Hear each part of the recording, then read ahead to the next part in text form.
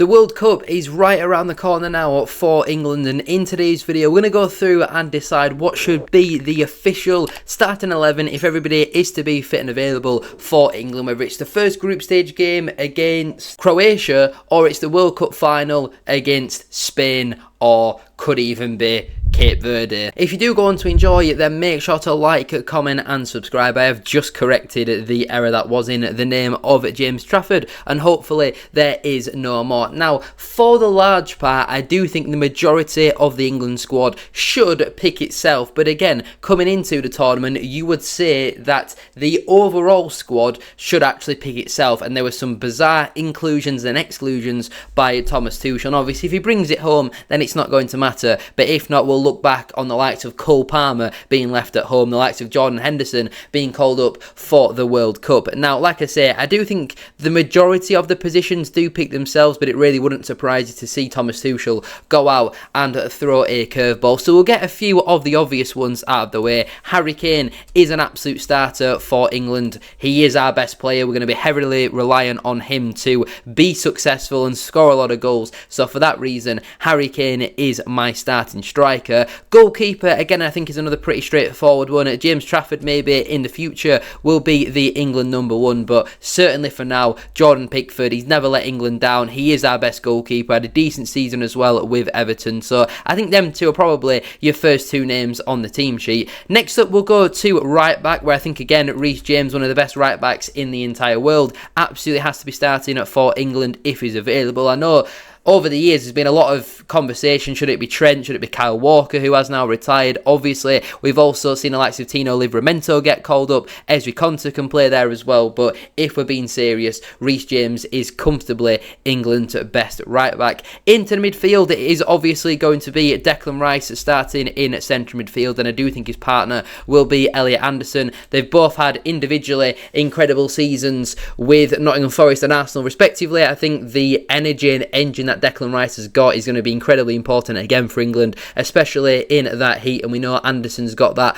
ability on the ball to pick those passes. And I know there was a lot of conversation about Adam Wharton not being included in the squad when the likes of Jordan Henderson is in there, for example, but I think again, so far there's no real discussion to be had here. All of these players absolutely do start for England, and I don't think they are the only ones. For me, Mark Gahey is definitely a starting centre back for England, whether it's the left side or the right side. He probably is England's best centre-back for this season. His partner, though, I do think there is some debate to be had, so we'll leave the right centre-back position for the moment. Left-back, I mean, we've only taken one left-back in the entire squad, so Nico O'Reilly has to be starting for England. For me, Luke Shaw has never let England down, so I'm really surprised about him not being included, but more in particular, Lewis Hall. How on earth has he not been included when you think we've taken three right-backs? Obviously understandable that Reece James has been taken, and even Livramento as well, who can play on both sides. But Jed Spence, I know he got the assist for England against New Zealand the other day, but really not sure on that call up. And because we've not called up another natural left back, Nico O'Reilly absolutely has to be starting for England. I think from this point is where there does start to be a little bit of debate. Again, Cole Palmer hasn't been called up by Thomas Tuchel, so that does mean the right wing position is between Bukayo Saka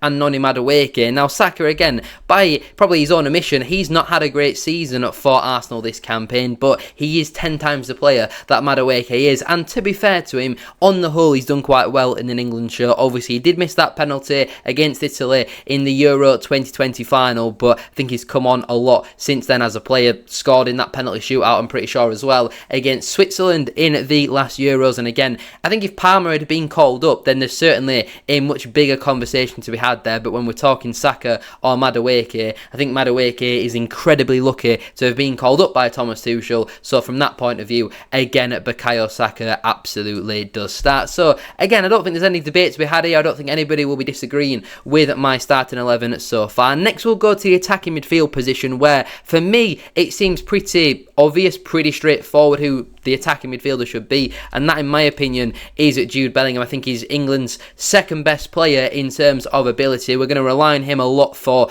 goal threat, getting in the box, scoring goals, and I know Bellingham does like to drop in deep, and that might not necessarily suit the way Harry Kane wants to play, who also wants to drop in deep, and we could be struggling to break down the low blocks, but Bellingham has got that X factor, he's got that ego about him, which I think is a positive thing, especially in this type of camp. And yes, Morgan Rogers has had a great season for Aston Villa, and he's actually done quite well for England under Thomas Tuchel. I don't think there's any type of conversation around Eberechi Eze and saying, well, maybe he should be starting, but I have seen a lot in the media, and it's kind of been shut down well by the England fans around Jude Bellingham and the way he kind of gets painted in the media, which I really do not understand whatsoever. Jude Bellingham, if he's available, absolutely has to be starting for England. And I know there's been a little bit of debate around that, but I think, again, nobody can argue against Jude Bellingham starting. The final two positions, though, is where I think there is some debate, but for me, it does seem pretty straightforward. We'll go next to the left wing position, and I think that's less debatable than the final centre-back position. For me, the starting left winger should be Marcus Rashford. I think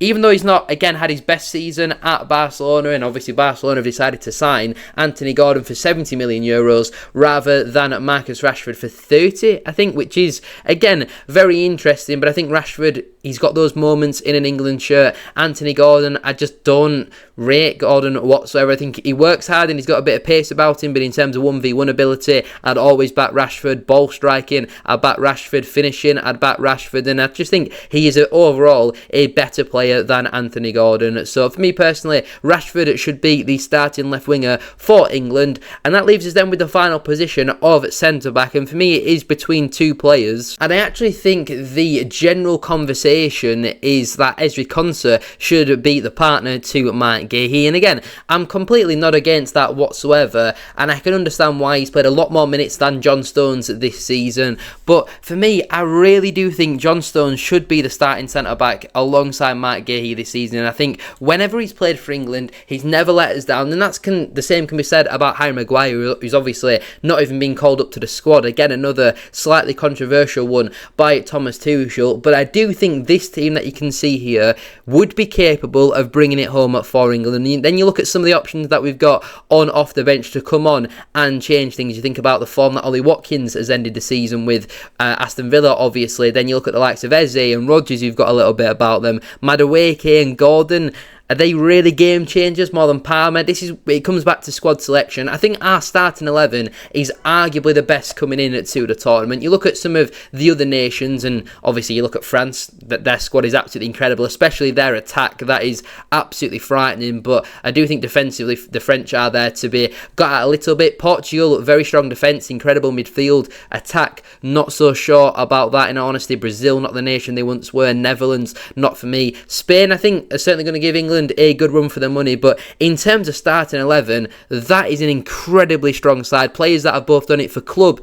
and country on a consistent basis, and for me personally, if that starting 11 starts pretty much every game for England, then I think we've got a real good opportunity of it coming home this summer. If not, any Tuchel decides to go with a Spence or a Henderson or a Gordon, and that's where I think England could start to struggle. And it really wouldn't surprise you to see Tuchel start Spence at left back, start Gordon on the wing. I don't think he'll start Rodgers over Bellingham, because I think potentially Bellingham could have a little bit of a problem with not being the starter for England. I think that would be quite right, to be fair. I can't see him starting Madueke over Saka, although, to be fair, Madueke is a much better 1v1 winger than Saka, in my personal opinion. But let me know what you think about this down in the comment section down below. Don't forget to drop a like on there for me, and subscribe to the channel as well if you are new. The more likes and comments, the more people that will be able to see this video, and then that will obviously help me decide if you want to see more World Cup content. But that would personally be my start 11 for England going into the World Cup.